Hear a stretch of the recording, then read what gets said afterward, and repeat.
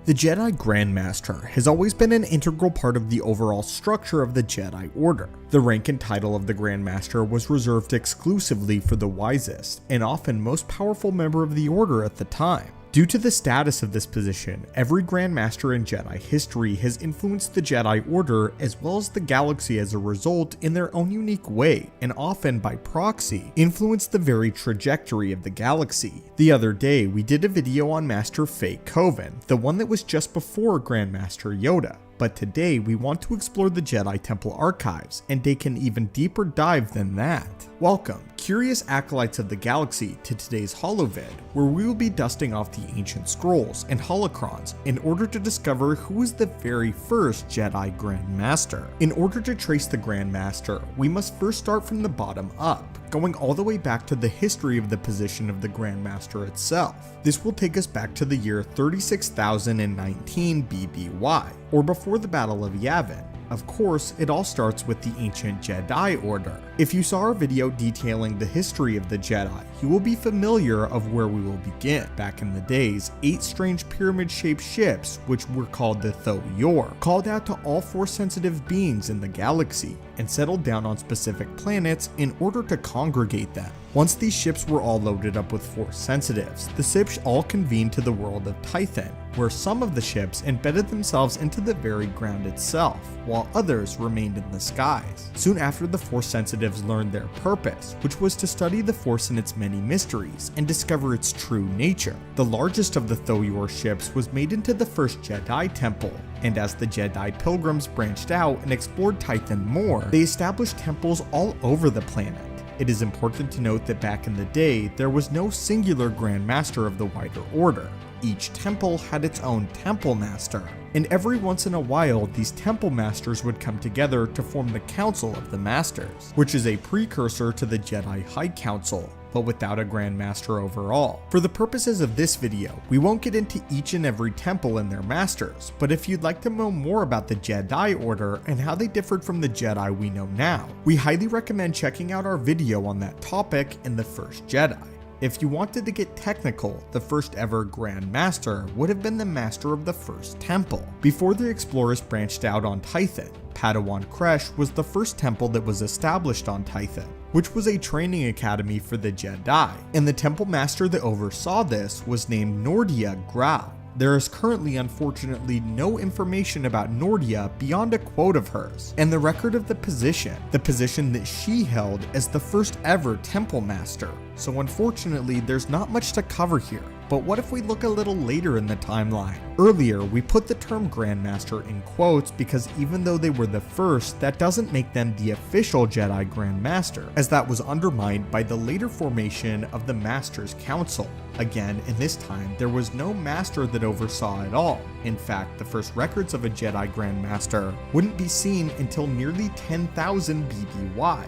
The first Jedi Grandmaster, though, was allegedly a human male named Biel Doktaves, with Doktaves being the earliest recording of a Grandmaster that we can find within the archives. Doktaves lived on the planet of Ossus, the second great Jedi world, which places him as Grandmaster sometime after the First Great Schism, but nearly 2,000 years before the Second Great Schism, which was the formation of the Sith Empire formally. Grandmaster Doktaves lived during what is known as the Pius Deu Crusades. These crusades were a series of conflicts that lasted nearly 1,000 years. They were started by a human-centric religious sect that had violent, militaristic tendencies, unfortunately getting one of their own to become appointed as Supreme Chancellor, who then launched the campaign. Having neutralized the unpopular Hutts, the sect unleashed a series of military crusades and inquisitions against rival alien sects over the following centuries, gaining more and more power. Every term, the Supreme Chancellor would be replaced with another of the Pius Deu, who would in turn take the same name, and would continue the series of wars, which harshly split the humans of the core worlds and the alien species of the Outer Rim. creating one of the most contentious times in galactic history. This continued all the way until the 19th consecutive Chancellor. This was finally put to an end when the Jedi got involved and conspired alongside a group of peacekeepers to cause a rift with the Pius Deu, which soon ultimately toppled their rule, finally arresting the Chancellor, trying him, and imprisoning him for his crimes. Following this, the Jedi High Council installed Doktaves in the office of Supreme Chancellor. Grandmaster Doktaves also served as the Grandmaster of the Order at the same time, leading both the Republic and the Jedi Order in unison, and creating a long line of Jedi being the Chancellors of the Republic. We would call this an incredibly interesting turn of events, as this is the first and one of the only times that the Jedi Order got so heavily involved in the Galactic Senate, with a Jedi Master serving as both Grandmaster as well as Supreme Chancellor.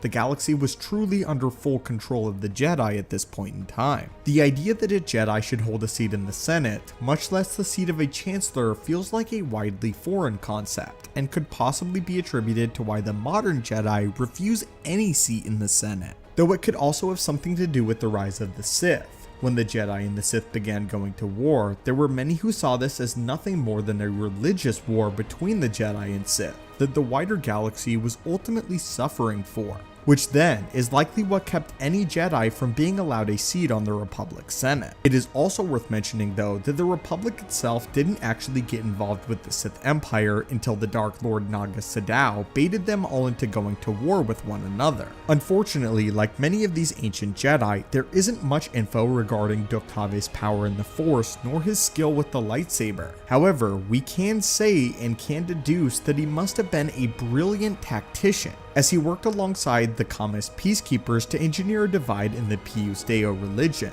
and then he led a final strike against the Pius when they were weakened by their own civil war. The final confrontation between the two sects was a naval battle in which Doktaves had gained the secret help from the Bureau of Ships and Services, who he had instructed to implant a code within the Pius fleet.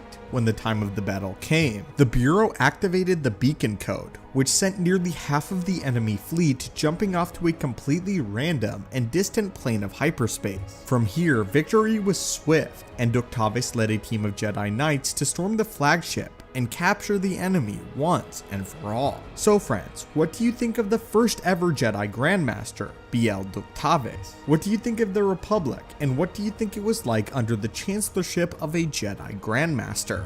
Leave your thoughts in the comments down below, and let us know what other topics would you like to see covered in future videos. And as always, my Jedi and Sith friends alike, may the Force be with you, and have a great day.